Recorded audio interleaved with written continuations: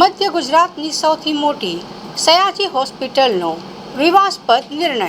SSG hospital સત્તાધીશો દ્વારા ઘોર બેદરકારી અને સંવેદનહીનતાનો નવો કિસ્સો સામે આવ્યો. કોલ્ડ રૂમમાં મશીનથી થતી જો મૃતદેહ સડી જશે તો હોસ્પિટલ તંત્રની કોઈ જવાબદારી રહેશે નહીં. હોસ્પિટલે ભૂલ સુધારવાના બદલે જવાબદારીમાંથી મુક્ત થવા માટે નવું સંમતિપત્રક તૈયાર કર્યું. કોલ્ડ રૂમમાં મૃતદેહ મૂકતા પૂર્વે મૃતકના સ્વજનો પાસે સંમતિપત્રક સહી કરાવી લેવાનો નવો ફતો બહાર પાડ્યો. ગત 29 એપ્રિલ કોલ્ડ રૂમમાં મશીનથી ખામીથી વૃદ્ધાનો મૃતદેહ સડી જતાં તબીબો અને પરિવાર વચ્ચે મારામારી થઈ હતી. ભવિષ્યમાં કાનૂની મુશ્કેલીઓથી બચવા અને દોષનો ટોપલો સ્વજનો પર ઢોળવા તંત્રએ સરળ રસ્તો શોધી કાઢ્યો હોવાની માહિતી સામે આવી છે.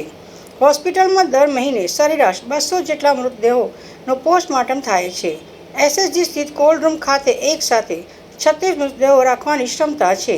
હોસ્પિટલ તંત્રના અડધડ અને સંવેદનશીલ નિર્ણયને કારણે દર્દીઓ અને તેમના પરિવારજનોમાં ભારે આક્રોશ જોવા મળ્યો. સમય પહેલા જે તબીબ મિત્ર પર જે હુમલો કરવામાં આવેલો એ સંદર્ભમાં એક પબ્લિકને જાગૃત કરવા અને ઇન્ફોર્મેશન આપવા માટે જ આ એક લાઈન ઉમેરવામાં આવી છે કે ટેકનિકલ ક્ષતિ કોઈ પણ સાધનોમાં બની શકતી હોય છે અને એના માટે જે તબીબ મિત્રને જે જવાબદાર ગણીને હુમલો કરવામાં આવેલો એ નિંદનીય હતો અને એવું બને એ સંદર્ભમાં ક્લોઝ ઉમેરવામાં આવ્યું છે.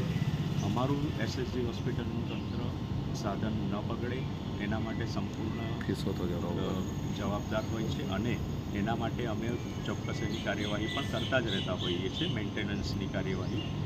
પરંતુ જે લાસ્ટ ઘટનામાં જે તબીબ મિત્ર પર અમારા હુમલો થયો એના સંદર્ભમાં થોડું આ ક્લોઝ લેવામાં આવ્યું છે. સાહેબ, પરિપત્રમાં શું લખેલું છે? હવે ફોર્મ ભરવું પડશે. ફોર્મ જે આપ